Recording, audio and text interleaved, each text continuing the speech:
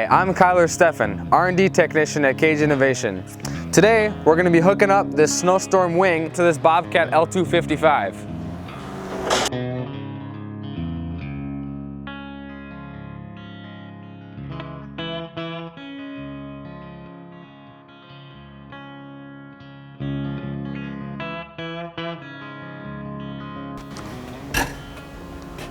So after you get your coupler attached, you only have 3 more things to hook up. That would just be each hydraulic line and then your harness coupler.